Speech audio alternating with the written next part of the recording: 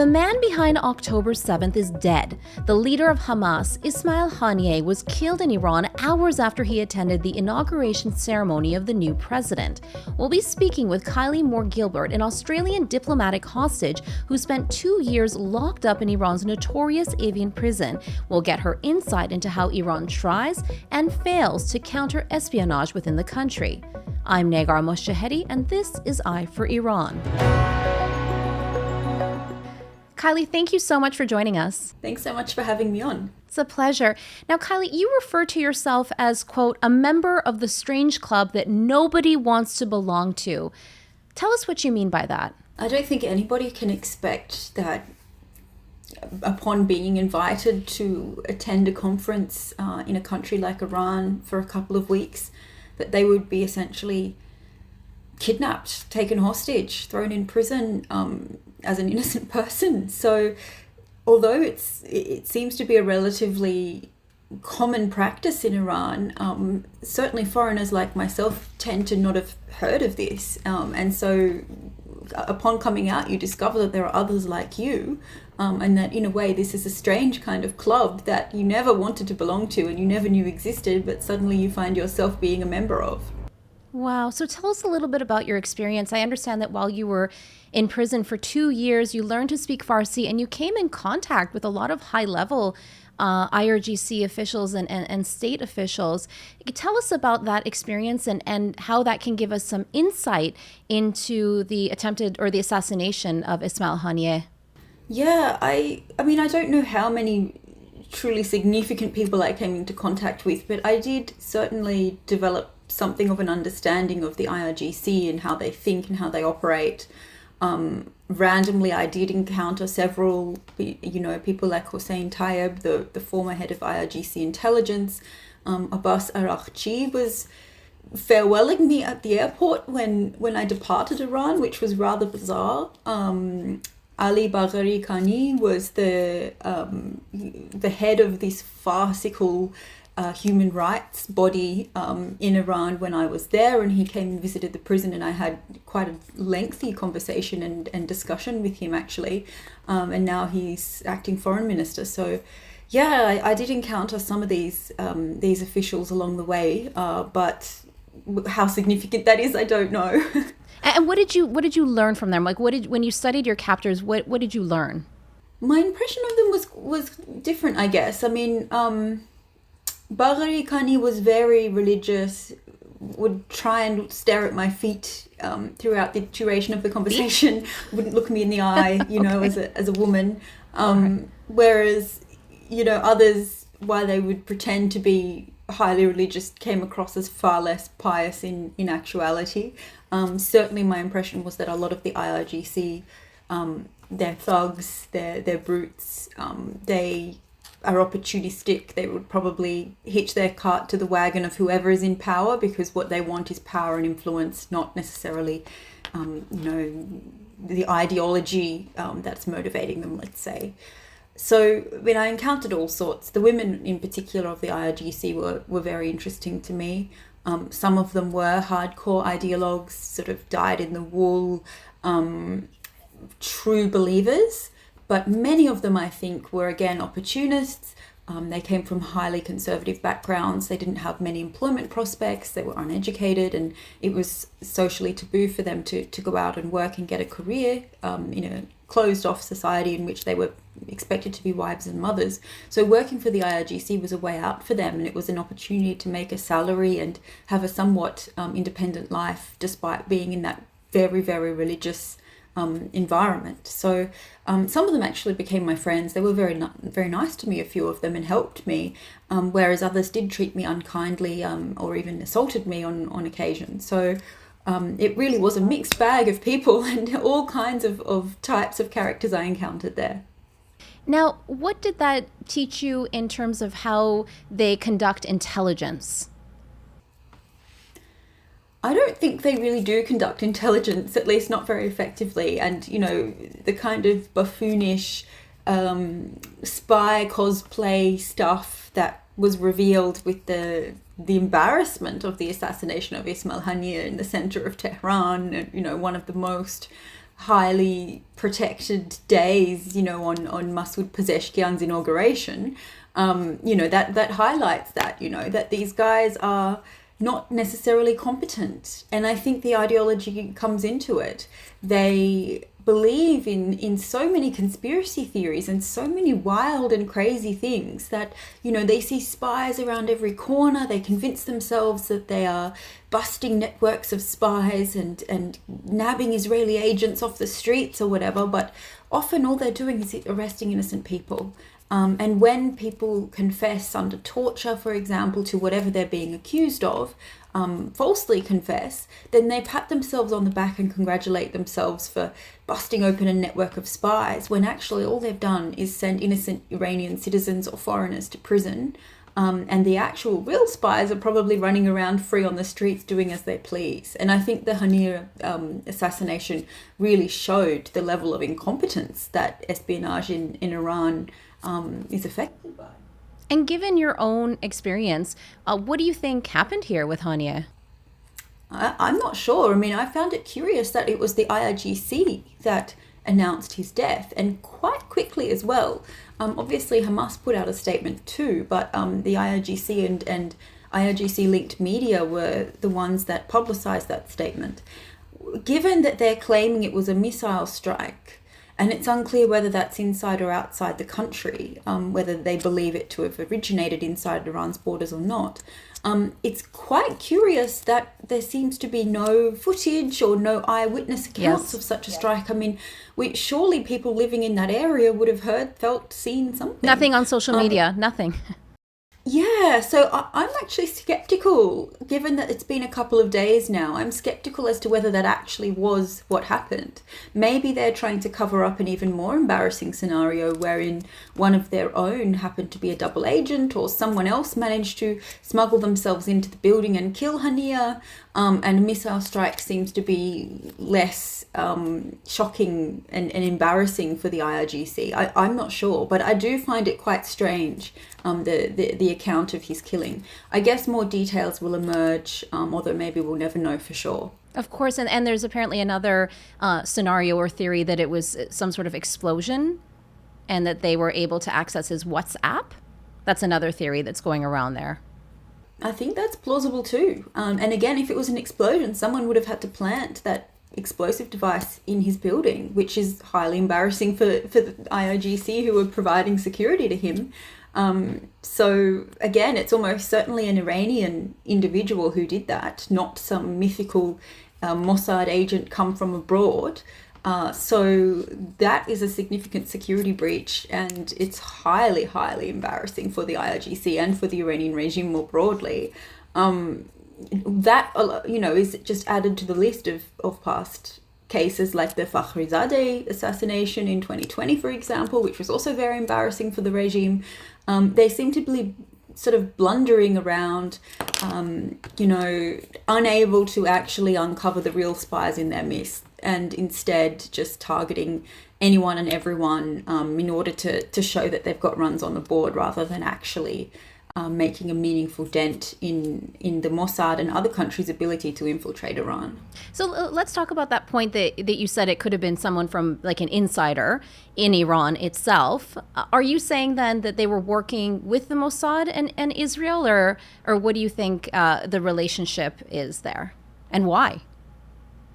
Yeah, I mean, if it was the Israelis that assassinated Haniyeh, as in multiple other targeted killings that have occurred on Iranian soil, almost certainly, in my opinion, local Iranian recruits on the ground would have played a major role in this, if not carried it out themselves. It's not a secret that the regime has lost the vast majority of the population's support, and that there are lots of people inside the country that would be willing, if offered the right concessions, to turn against their own regime and assist an enemy state like Israel to take out, high-ranking members of that regime or its proxies. So that's the assumption that I'm working under, that it was likely done with significant help from Iranians on the ground, and that they were offered, as is standard practice, probably offered concessions by the Mossad or by whoever carried out this attack, benefits to them to assist. And can you talk about your own release and how that may have been, in terms of the timing, related to Mossad taking out a top nuclear scientist? Look, I don't have any information about that. All I know is that the timing of the Fakhrizadeh assassination, which was a wild and crazy plot. I mean, it was done by remote-controlled, AI-assisted machine gun that was mounted on a truck that self-destructed afterwards. It was sounds really like a movie of a Hollywood movie. Yeah, I know. And this happened the day after I departed Iran. Just as I'd left Iranian airspace, the very next day this assassination occurred. Now, I don't know whether there was a link between these two things, whether it was whoever killed Fakhrizadeh sending a signal to the Iranians, and that they had held off killing him until I had departed the country so as not to imperil the prisoner deal that had been organised for me. I don't know whether there's any link there at all, if it was just a coincidence, but I found that timing very curious and very interesting. And can you tell us more, again, in terms of your own background and what you've been through, how you would compare an Iranian spy then with an Israeli spy? Look, I actually don't know much about spying at all. I was convicted of espionage in a completely sort of sham farcical trial. I don't think I've ever actually met a spy. If I have, I wouldn't know, right? I certainly met Iranian IRGC guys who would like to think that they were spies, but were, blundering fools more than that, I would say. It certainly seems, looking at Israel's operations across the Middle East and beyond over the past few decades, that they're a lot more professional than the Iranians ever have been. The guys who were traded for me, the 3 Iranian convicted terrorists. Yeah, tell us about that. They were caught in Thailand in a bomb plot. They're a good example. Again, just blundering around. They were pictured partying with prostitutes and drinking alcohol the night before their arrest. One of them blew off his own legs with a bomb that he had made and tried to throw at Thai police. So, these guys had been sent to Thailand to target, I think, Israeli diplomatic sites there, but ended up just getting themselves arrested, blowing off their own legs and sitting around in a Thai prison. So, I think if you contrast the very sophisticated operations that countries like the US and Israel have conducted in the region with Iran's attempts at similar ops, there is no comparison. The Iranians just aren't professional. And what was your initial reaction when you found out about Ismail Haniyeh? What did you think? I thought it was very high risk, brazen, a strategy that was high stakes, in the sense that killing him, particularly on that day after the inauguration, in that place in Tehran, could be very provocative. It could provoke further direct conflict between Israel and Iran. It could provoke the opening up of a second front in the Gaza war, whether that be in the north with Hezbollah in Lebanon, or other proxy groups like Ansarullah in Yemen, or the Syrian and Iraqi proxies of Iran getting involved. So, I think it was a very high stakes, high risk strategy. Remarkable feat in a way, but certainly, the whole region is a bit of a tinderbox right now, and I don't think that such an assassination made it a safer place in the short term, at least. Can you expand on that? Obviously, I think it's a good thing that such a arch terrorist with so much blood on his hands, like Ismail Haniyeh, who had been implicated in killings as far back as the First Intifada, who was the right-hand man of the founder of Hamas, Yassin, who was himself assassinated by Israel. Somebody like this, the world is a better place without him in it, let's say. And it's shameful that the Islamic Republic would invite such a person, although not necessarily surprising, to the inauguration of its president. So in that sense, there are no regrets that he's no longer with us. But there will be some sort of response from Iran and probably from its proxies as well.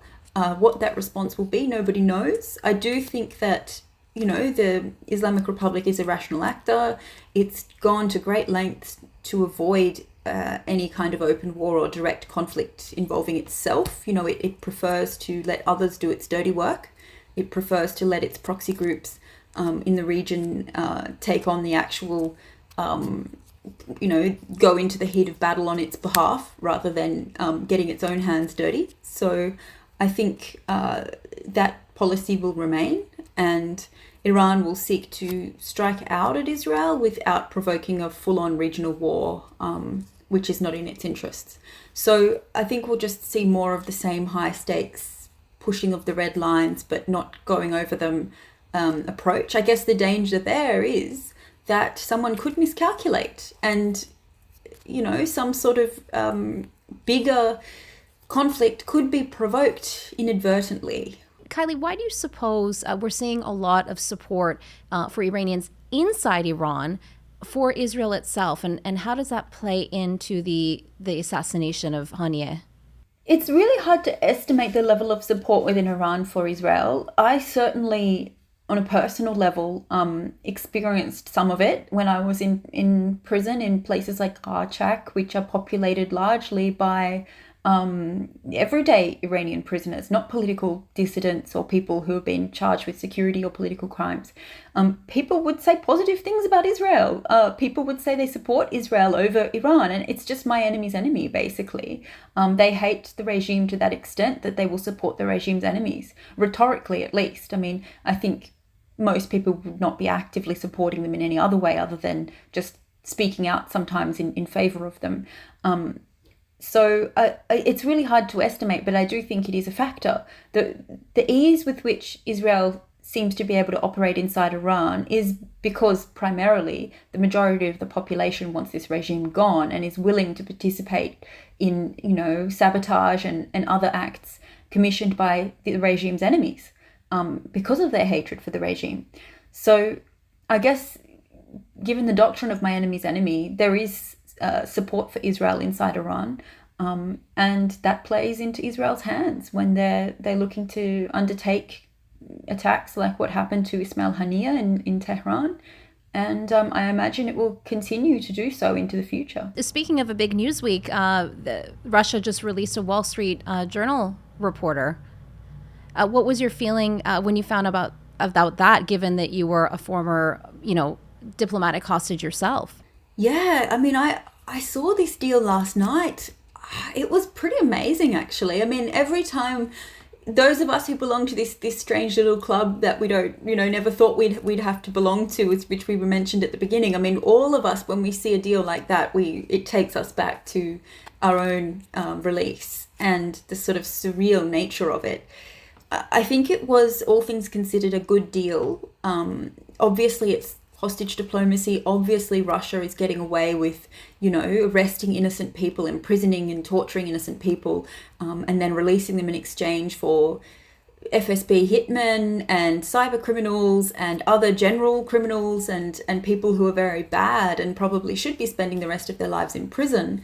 So it's an unfair deal in that sense. But I do think having such a big group deal with so many countries involved, the US didn't leave Paul Whelan behind, poor thing, a third time, which I think was the real fear. It got as many of its citizens out, as well as very prominent Russian dissidents like Vladimir Kara-Murza. I think that's really significant. So they did manage to make Russia pay a higher price in this deal than they have in the past. And, the Brittany Griner deal was particularly lopsided, I think. The Lord of War guy, who's got the blood of thousands on his hands, Victor Bout, being exchanged in a one-on-one trade just for that basketball player who, was completely innocent of what she'd been charged with, drug smuggling. I think she had a very small amount of medicinal cannabis in her bag, but certainly wasn't smuggling anything. But it was a very unequal deal. So I'm really glad that with Gershkovich, with Alsu Kumasheva, Paul Whelan and Kara-Murza and all of the other Russian dissidents too, that whose release was achieved in this deal, I'm glad that they managed to achieve something that was a tiny bit more equal. It was a real feat of diplomacy, and you've got to do a deal with the devil, unfortunately, when you're dealing with Russia, but in the end I think they got a much better result than might have been the case. And can you talk a little bit about your own release? Yeah, sure. So as I'm sure was the case with these Russian prisoners recently released now, I mean, these guys play so many mind games with you, right? So you just can't hope that it's actually going to happen until you see it. And as a prisoner, you're constantly in a battle against false hope. You don't want to get your hopes up just to have them crushed each time again and again. So, I didn't fully believe that I would be released or that the deal was actually happening until I was at the airport and I saw the plane.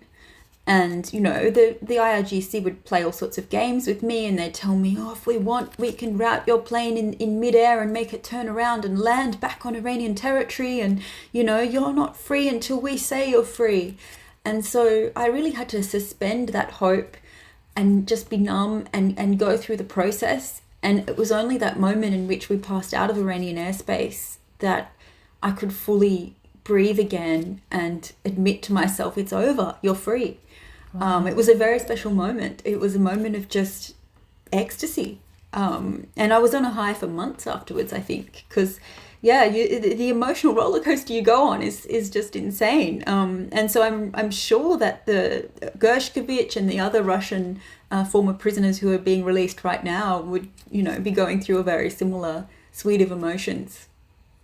And what was the biggest lesson you learned, or something that you took away with in terms of Iran and the Iranian people? Oh gosh, I learnt so many lessons about Iran and the Iranian people, and mostly good ones. People will come up to me and say, why don't you hate Iran? You should hate my country after everything that it put you through. I love Iran. I mean, even the Revolutionary Guard members, some of them were nice to me, but the number of prisoners that I met from Iran in prison who risked themselves to help me, who went out of their way to get me clothes, get me food, make me feel welcome, host me, trying to be hospitable, even in a prison cell, to show me as a visitor, as a guest to their country, that I'm welcome and that Iranian people are good people. This meant so much to me, and it left a lasting impression. I love Iran. I love Iranian people. I very strongly identify with Iranian people, and they saved me. They imprisoned me, but they also saved me. And for that reason, I'm grateful and I feel connected to Iran. That's beautiful. Is there any particular story that stands out at you that you'd like to share? When I was in solitary confinement at the very, very beginning of my incarceration, some very, very brave women reached out to me to comfort me, risking themselves very much so in doing that. Niloufar Bayani, who was one of the environmentalists who was just released this year, actually. Hoda, who was a lawyer. Sepide Kashani, another environmentalist, and a couple of others. All of these women reached out to me. We passed notes illegally between ourselves using very complicated methods that were sometimes caught. At one time, my cell was next door, because we would change cells regularly, was next door to Niloufar and Hoda, and we were able to speak in the air conditioning vents at night on certain guard shifts, and hearing their voices, reading their words in my language, in English, because at that time I didn't speak any Farsi. It really just gave me the will to survive. And so I credit them with very much lifting me out of that very, very dark place that I was in, ensuring I didn't make a false confession, which is what the Rev Guards wanted me to do, and just keeping me sane. So for me, those actions of those women in that very, very difficult and dark time in my life, I'll never forget. They're my sisters. I will always have a big place for them in my heart for what they did for me there. And you continue to fight for them. I know that you're raising awareness on Sherin Hajipur, if you'd like to share what the latest is on him. Oh yeah, so like with many others, we've spoken out in disgust that somebody like Sherin Hajipur, who has committed no crime, all he did was record a song. Through no sort of fault of his own, that song went viral and became the anthem of the Women Life Freedom Movement. Because of? Yeah. And he won a Grammy Award for that song. It went viral all around the world. And that's something to be celebrated. That's huge success for any Iranian artist, particularly singing in Farsi. But rather than celebrate this remarkable feat, the regime saw it as a political threat, and has summoned him to prison to serve a 3-year and 8-month sentence. And that's shocking. It's shocking that they would convict him at all. It's shocking that they would try to enact this sentence. There needs to be a greater international outcry for Sherin and for the other artists and creatives.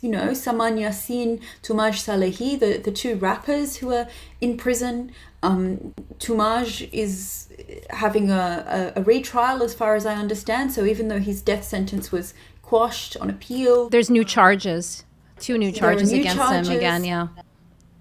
He's not out of the woods yet. And Saman Yassin also, he's been forcibly incarcerated in a mental institution, which is something I know from my own experience, which is a threat that they put on you if you're not cooperating or if you're resisting inside the prison. They threaten you with incarcerating you in a mental institution where you're drugged against your will.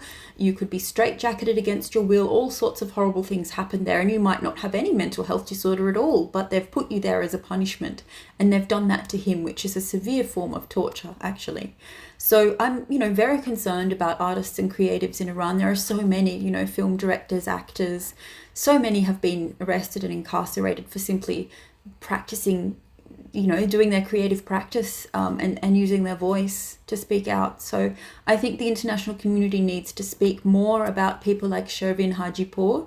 And, this sentence is shocking. And if more people speak out about it, perhaps we can see, like what happened in the case of Toumaj, the regime back off from it and order a retrial, or try to show that more justice is being served than was in the initial trial. Although I have, I certainly do not think that a free and fair court process will take place. I do think the outcry for Toumaj did force them to back off from the death sentence. So in the case of Sherin, I think an outcry is needed in his case. He should not be in prison at all. And the international community has a role to play there in holding the regime to account. And you yourself, you spent, if I'm correct, 12 months in solitary confinement? Yes, all together. So not in the longest I spent was 8 months in one block, but altogether 12 months. And obviously that's very traumatic. If you could you tell us a little bit about your experience with that? Sure. So the first month was the hardest for me. It was the extreme solitary confinement cell that many prisoners that go to 209 or Dualif, I was in Dualif in Evin, or any interrogation facility really, they get subjected to this. So you are in a 2.5 by 2.5 meter cell. There's no window, there's no natural light, there's no furniture, there's no bed, nothing whatsoever. The lights are on 24/7, and it's just you and your thoughts. And no toilet as well, no opportunity to shower without the permission of the guards, and showering is used as a reward. Whether or not you go to the toilet is at the discretion of the guards and their timetable. So yeah, it's really dehumanizing, demeaning. It's psychological torture. You're just there within your own head, thoughts bouncing off the walls, ruminations, regrets, everything comes up. And you go crazy, and it's designed to make you go crazy, and it's designed to break you for the interrogations, so that you will make a false confession, so that you'll agree that you've done whatever it is they're telling you you've done. You might incriminate others, you might give up any information they want, basically. That's what it's designed to do. It's very deliberate, and it's it's torture. Well, thank you for sharing that with us. I know obviously that's not easy to talk about, but it's important for people to know. What kept you going then? What motivated you to just keep going? I don't know. I mean, I didn't have a choice. I couldn't just check out of the experience even if I wanted to. I couldn't just end it all even if I had that desire. I certainly didn't know how long I would be there, and had known that I'd be cumulatively 12 months in solitary, I don't know what I would have done. You just have to live each day as it comes. I would just embrace the prison routine and live for each minute and each hour that passed, and try not to think of the past or the future at all, and just exist in a kind of a numb state, not noticing the passage of time and thinking about what the next meal would be or what will happen in the next hour, rather than worrying about what's going to happen to me more broadly. What are they going to do to me, or how long am I going to be, stuck in solitary for? Well, you're very strong. You're very powerful because you are using your voice to give back and to help people. How are you coping right now? Thank you for asking. I'm okay. You have your ups and downs. In a way, the more distance that is put between what happened to you in prison and the outside world, it sometimes gets harder. And, I know a lot of former prisoners struggle even years later. So you do have your ups and downs. It's a journey. But overall, I'm in a good place, and onwards and upwards. Of course, that's amazing, because I know you're always advocating for other people and you're always shining the spotlight on someone else to help out. But of course, you yourself will at times need help too, right? Yeah, I mean, I think we busy ourselves in trying to move on from what happened to us. And I know it's not just me, but other former prisoners I've spoken with too, keeping busy, but also it's very common to feel that you have a duty, having gone through it, to speak out about it and to speak out for others who you've left behind there in prison. This is just so common. I mean, people from other countries that I've spoken to who've been held in other prisons, not just Iran, have said the same thing, that they have a real sense of duty to speak out. So I think that's what motivates me. And, it helps me a lot that my friends, most of them are no longer in prison.